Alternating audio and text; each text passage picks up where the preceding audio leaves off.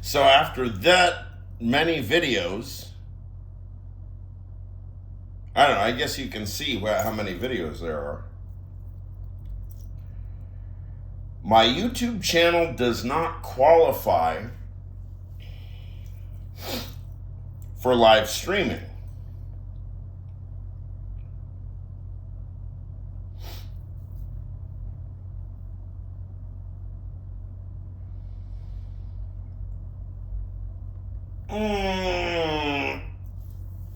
I mention this because in the recent talk of Professor Freeman, Joanne Freeman does roughly 20 minutes every night for those who can't sleep.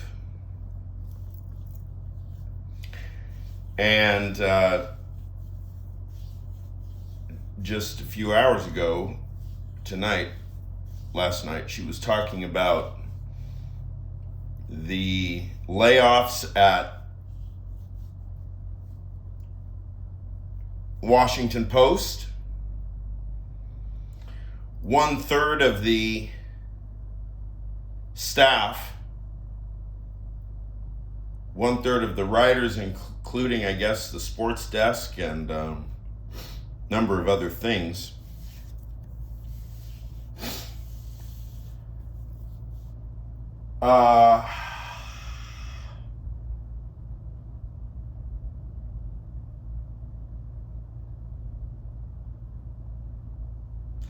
These events are now, they're coming multiple events every day. Robert Kagan, that's Brookings Institution, earlier today was talking on Bulwark podcast with Tim Miller.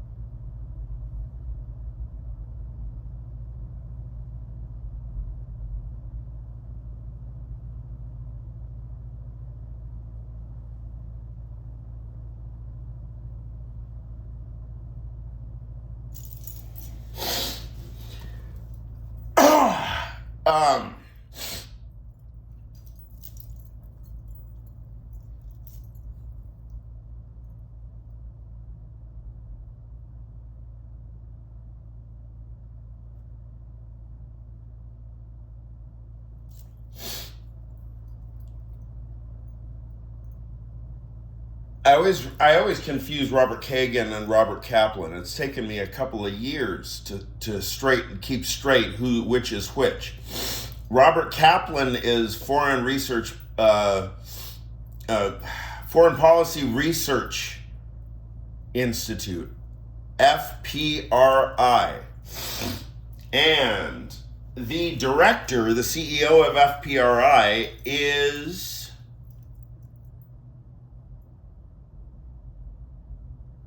ex-CIA. She's got a really good name, and she's got outstanding spy stories too. I mean, she's got like honeypot stories and stuff. Like she's waiting in a car in some country in Africa, and she has a contact and she doesn't know if it's the correct contact and stuff. What's her name?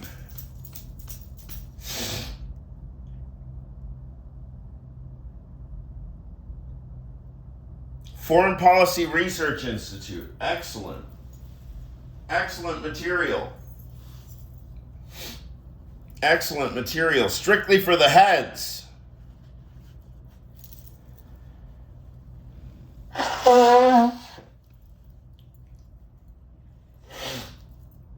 So, pardon me, Kaplan, over the past few years, has been really interested in the idea of thinking tragically, so as to intentionally avert tragedy. That's a very classical idea.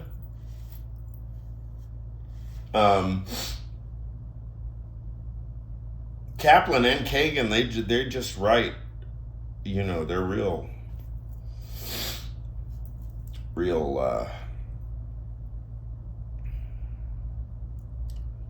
powerhouses of knowledge.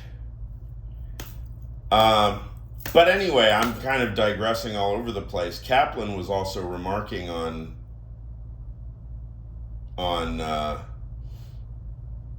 the severe degradation of the government, and that already it's a historical fact that what Stephen Miller and Russell Vought and the president have done,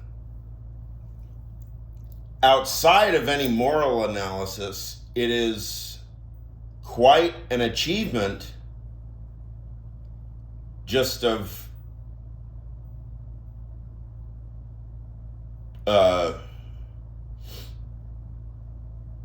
as a political accomplishment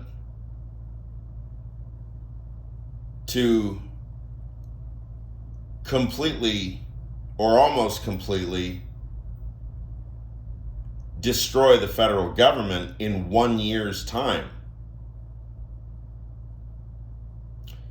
And to give you a sense of where the hyperbole, how the hyperbole is measured in relation to, if you're familiar with Tim Miller, I guess the story is that he tends toward worst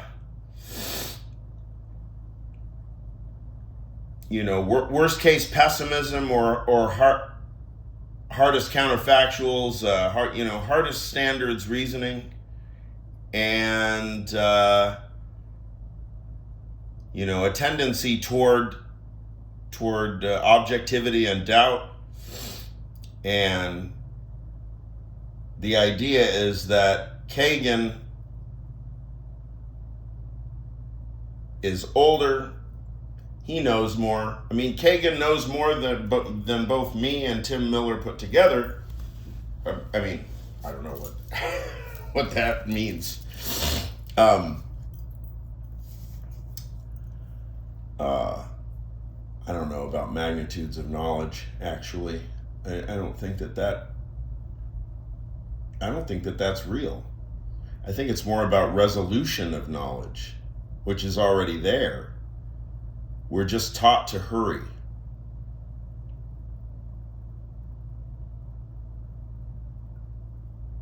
Like, for example, a thesis defense is timed. And even if it's not timed, it's timed. Why? Timed in what sense? If it's not timed, what does it mean that it's timed? What I mean is, if a thesis defense truly were not timed, then you could relax. You wouldn't have to get nervous the night before. You wouldn't have to have a nervous breakdown and, adjust your psych meds twice a week. Why isn't it just rather that after you study whatever you're going to study for some number of years, and your professor and your teachers take you through the process as they teach you every week for several years, why isn't it just like, okay, at the very end, we're just going to have one long conversation for however long it takes. It's all going to get recorded. And we won't stop talking until we seem to have covered all the ground that you're able to cover.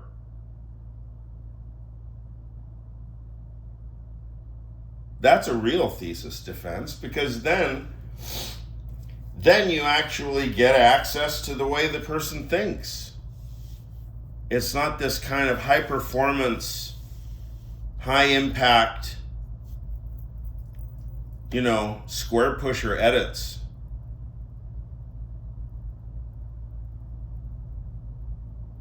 We don't need debate to get to the truth either. I know conflict is fun and people find it exciting and everything, but it's really beside the point when it comes to the truth. And, it pains me to have to all of a sudden stick my neck out here expounding bombastic debate as though that's my true essence. It's not. My true essence is to sit in a classroom and try to learn whatever I can. And hopefully I make friends and have somebody to go out for a beer with after the lecture. That's about it.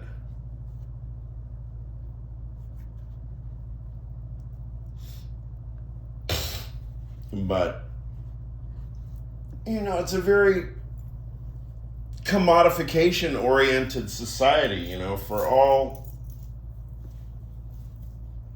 Donald Trump Jr.'s perseverating and paranoia about, his own private little solipsistic Red Scare that communists are popping up out of the woodwork. It's like he's stuck in 1950.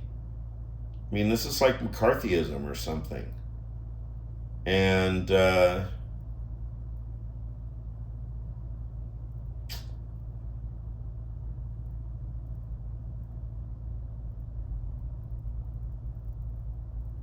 it's fantastically off base. How did I get up on that?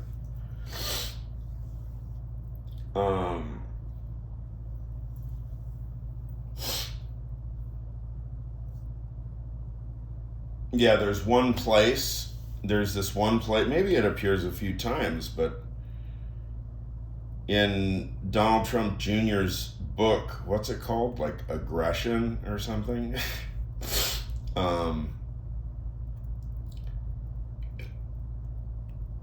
It's like numbers and name calling. He's got statistics and dollar figures, and then he's leftist, and then writes Communist Manifesto in italics. And it really looks impressive on the page there. It almost looks like he's, done a bit of scholarship, except there's no footnote. He doesn't mention anything about the Communist Manifesto. He just uses it as though he's name-calling, but of course it's an empty term because nobody knows what he means by it.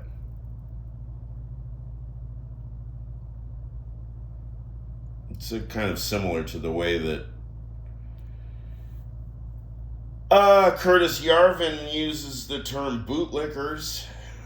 If these terms are supposed to do theoretical work, then let's see the work. And if not, then just press delete.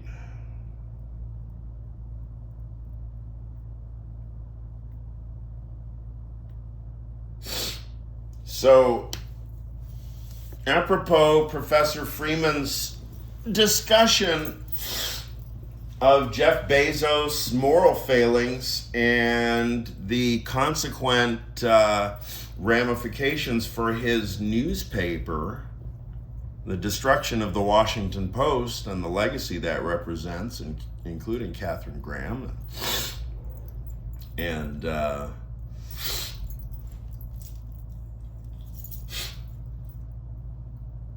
Woodstein.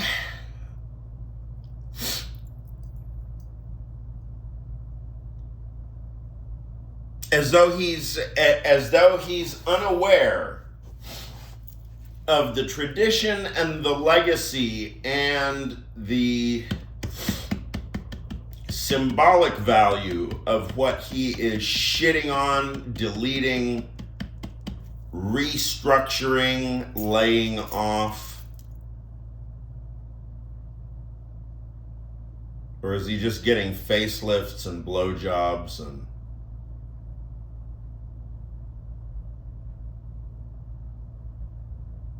I want to know about Jeff Bezos and Melania. What's going on there? Right? How come nobody's asking that question?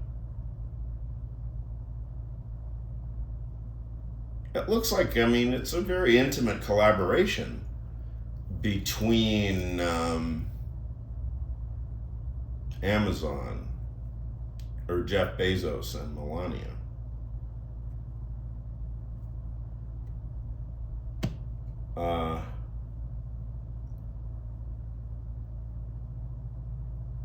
And on the same day as like Minneapolis catastrophes, and then right after that, let's just start gutting Catherine Graham's newspaper.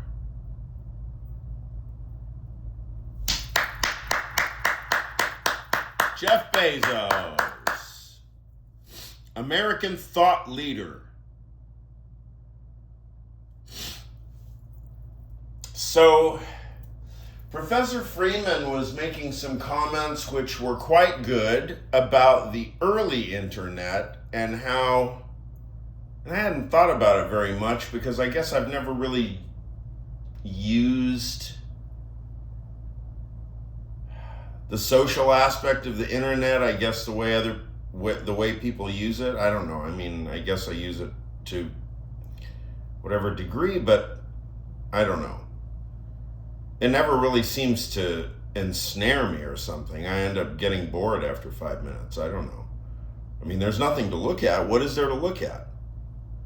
It's just a bunch of people's streams and they're not saying anything. Right? So, Professor Freeman was talking about simply the technical capacity in the society to share ideas. You can have the First Amendment, but if there's no communication pipeline, if there's no media, if there's no free press, this society is bound to fragment. And Professor Freeman tarries with the question quite a bit, apropos the Revolutionary period, where many controversies were happening, and the people who were most engaged were very anxious to make sure that as many printed and appropriately printed materials and enough and so on were distributed so that people could know what was going on. And I think Professor Freeman said in a bit more roundabout way than I'm saying it here, straight up, we have already lost a profound chunk of infrastructural capacity to communicate with each other at all. And my hunch that this has mostly to do with overload, with spam, essentially. Because, let's say that your phone rings. How likely are you to answer that phone if it doesn't already pull up and match a number to a name in your contact list and pull up and show you that that's the name that's being called? Never, right? There is simply no reason to answer your phone if you don't know who's calling you. So how much of the time does somebody who may have business with you not call you on a number that you are expected to recognize? Many times, all the time.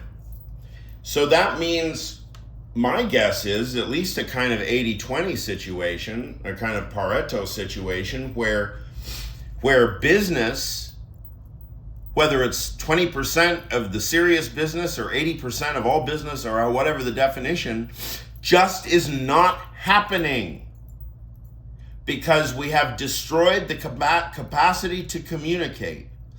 We've destroyed the infrastructure, pardon my, what the infrastructure?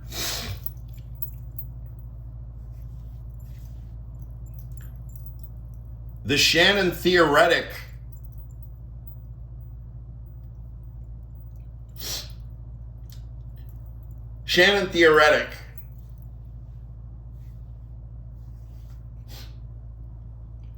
statistical mechanical framework whereby communication can be measured, senders and addressees can be correlated.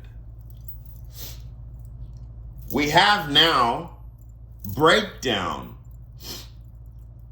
of the infrastructure of communication where the journalistic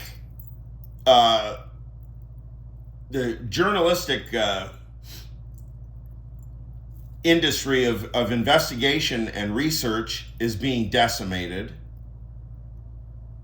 The mechanisms of distributing ideas and facts and history is being decimated. But a fortiori, much more strong argument, to my mind, is that between the avalanche of text messages that you get, the absolutely impossible amount of emails that you get,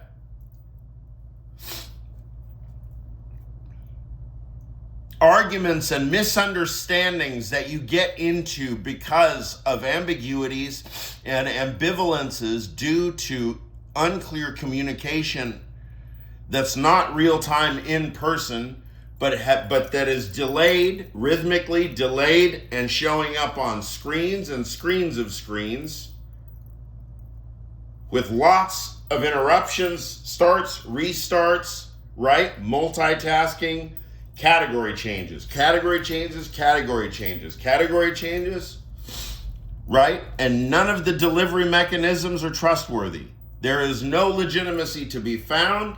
And on top of that, even though theoretically we have loved ones, we don't have legitimacy in discourse. So therefore, the recipe is, no matter what we talk about and how we talk, either we are ignoring and repressing, or we are fiercely arguing because we have no clue about the legitimacy of the word. We are in absolute epistemic crisis. It's absolute epistemic freefall.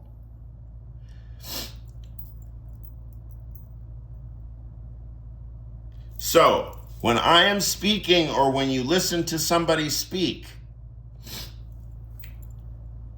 when we track word by word, we make sure each word has a definition that's settled. And if somebody has any doubts, we have to stop right there. We have to say, what's the definition? After a few sentences, if something seems like it's not going right to one or both people, again, we have to stop. We have to start going into genealogy. We have to start asking questions about axioms and presuppositions. And it's going to take a long time. And it's going to take a lot of talking. Hours and hours and hours of real spoken dialogue. Real classical dialectic. It has nothing to do with computers or email or to-do lists or project management.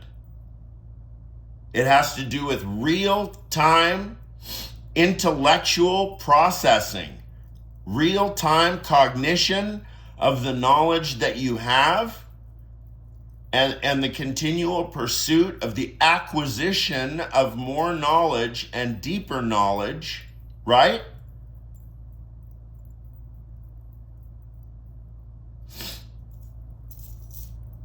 We all know that's what the mind is. But somehow there's a widely pervasive, dare I say, psychoanalytic, I don't know. It seems very fishy sort of psychoanalytic, half-baked ethos that you're supposed to just sort of not think too much and just dive into your life and experience it. But then immediately, once you just say, yeah, what the hell, I'll be life affirmative, immediately Freud is going to turn right back around on you and say, aha, compulsion to repeat. Right?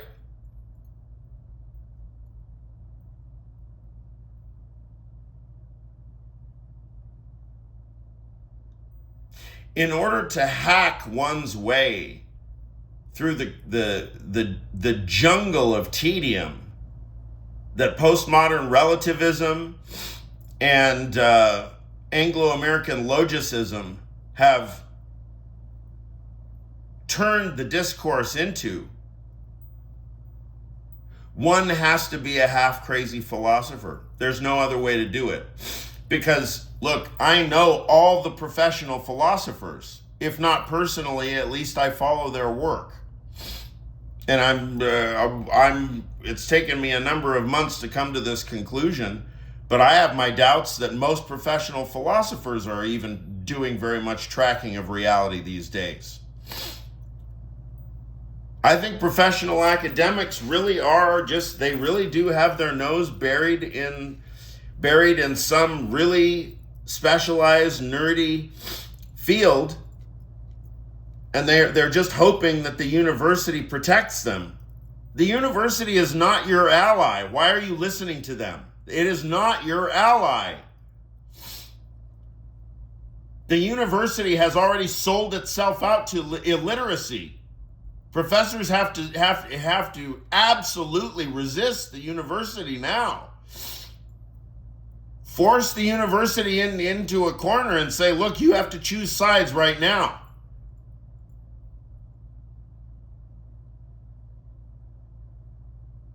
Not for success, for the sake of your own self-respect. You're going to lose any possibility to have self-respect after all this ends.